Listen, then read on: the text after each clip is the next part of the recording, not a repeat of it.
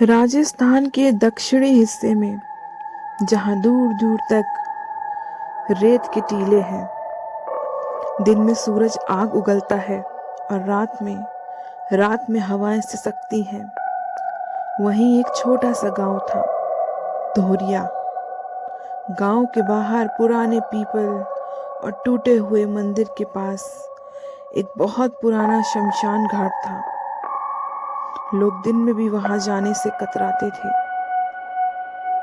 ऐसा सुनने में आता है कि रात होते ही वहां कोई चलता है, कोई हंसता है और कोई रोता है।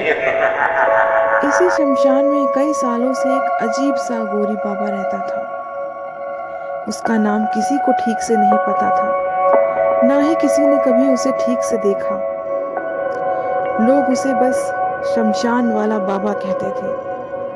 उसका शरीर काले भस्म से लिपटा रहता, आंखें हमेशा लाल लाल और गहरी, जैसे कई रातों से सोया ना हो। वह मरे हुए चिताओं की राख में बैठकर साधना करता, मानव खोपड़ियों में पानी पीता और मरे हुए जानवरों की हड्डियों से मंत्र फूंकता। गांव वालों का कहना था कि वो कोई साधारण अघोरी नहीं था, बल्कि उसने पिशाचनी साधना कर रखी थी। एक ऐसी साधना जो बहुत कम लोग करते हैं और उससे भी कम लोग जीवित बचते हैं। कहते हैं कई वर्षों पहले बाबा गांव में नहीं था, वो बाहर से आया है। शुरू में लोग उसे एक पागल साधु समझते थे, लेकिन जब अजीब गजीब घटनाएं होने लगी तब लोगों को शक हुआ। एक किसान की गुम हुई भैंस सुबह शमशान के पास बंधी मिली। एक औरत का खोया हुआ बच्चा रात के अंधेरे में बाबा की झोपड़ी के सामने बैठा मिला। और कई लोग कहते हैं कि उन्होंने बाबा से बात करते समय एक और स्त्री की हंसी सुनी, लेकिन वहां कोई स्त्री दिखती नहीं है।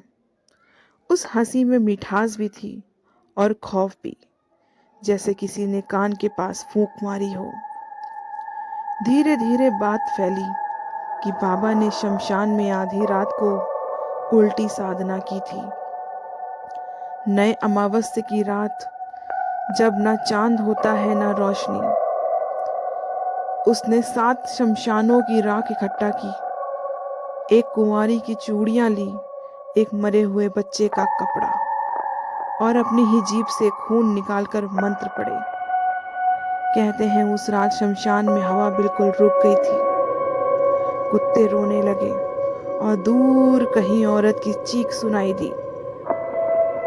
उसी रात बाबा ने एक पिशाचनी को बांध लिया था, एक ऐसी आत्मा जो सदियों पहले किसी धोखे और अपमान के बाद मरी थी और अब नरक और धरती के बीच भटकती है।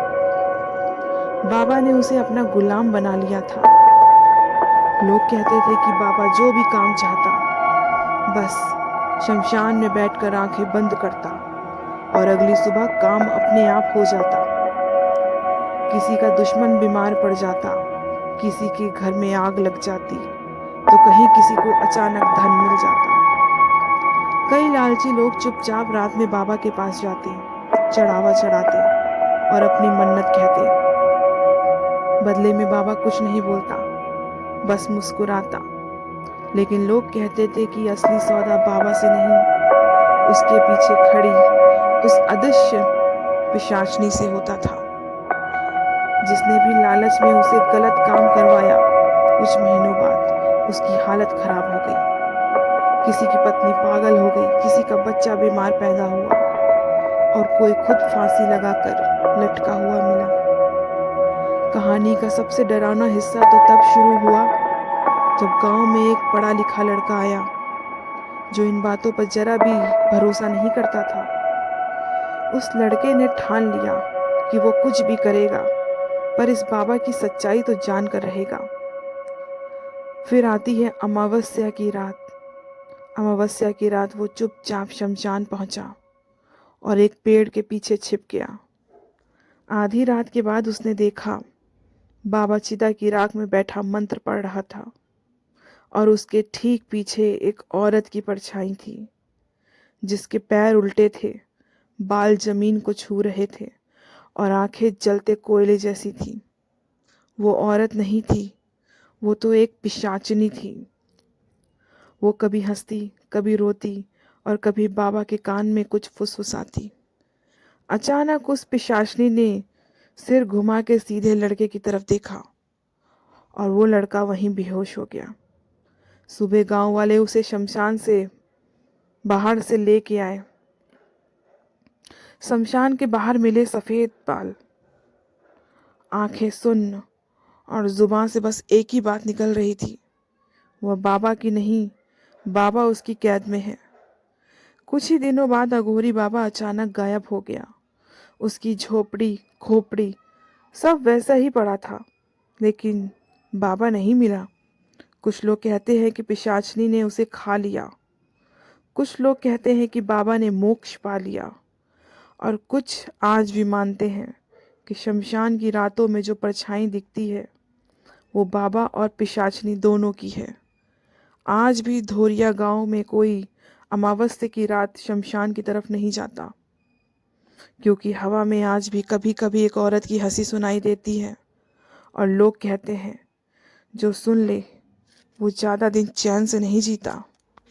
अगर आपको ये कहानी अच्छी लगे तो वीडियो को लाइक कीजिए और चैनल को सब्सक्राइब कीजिए।